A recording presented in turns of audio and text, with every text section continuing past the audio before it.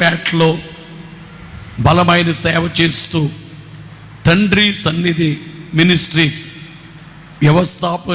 వ్యవస్థాపకులుగా ఉన్నటువంటి షాలేం రాజయ్య గారు మన మధ్యకు వస్తున్నారు. దేవునికి మహిమ కలుగును కాక. వారు ఈ సమయంలో వారు వచ్చి సందేశాన్ని ఇవ్వబోతున్నారు. దేవునికి మహిమ కలుగును కాక. ఆమేన్.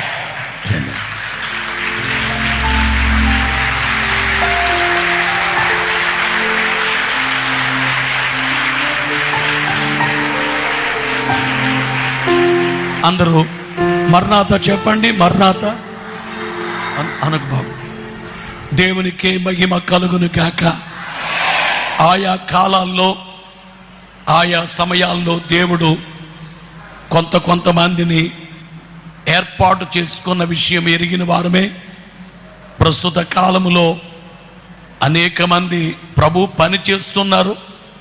ఆ పనుల్లో నమ్మకంగా దేవుని యొక్క పని షాలేం రాజయ్య గారు పనిచేస్తున్నారు. అందును బట్టి దేవుని మోమోటము లేకుండా బోధ చేస్తూ మాకు బోధించిన దైవజనుడు దేవదాసయ్య గారు మాట అన్నారు. కోత పండుగలు లేదా కోత పండుగ అనే టైటిల్ చూశాను నేను. ఇందాక అన్న చెప్పినట్టు ఇప్పుడు పండగలు ఏంది, పండగలన్నీ పాత నిబంధనలో కదా, ఇప్పుడు పండగలు ఏందని వెటకారం చేసేవాళ్ళు కూడా కొంతమంది ఉండొచ్చు. అయితే బైబిల్ గ్రంథంలో ఇశ్రాయేలీయులు ఆచరించినటువంటి పండగల్లో ఒక 7 ప్రత్యేకమైన పండగలు ఉన్నాయి. వాటిల్లో మొట్టమొదటిది పస్కా పండుగ.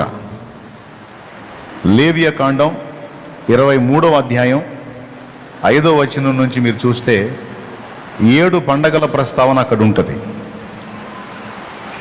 లేవియ కాండం 23వ అధ్యాయం 5వ వచనం నుంచి చూస్తే 7 విధములైన పండుగలు అక్కడ ఉంటాయి.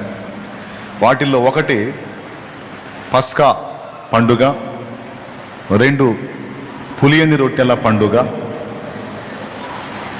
3 ఏం పండుగ?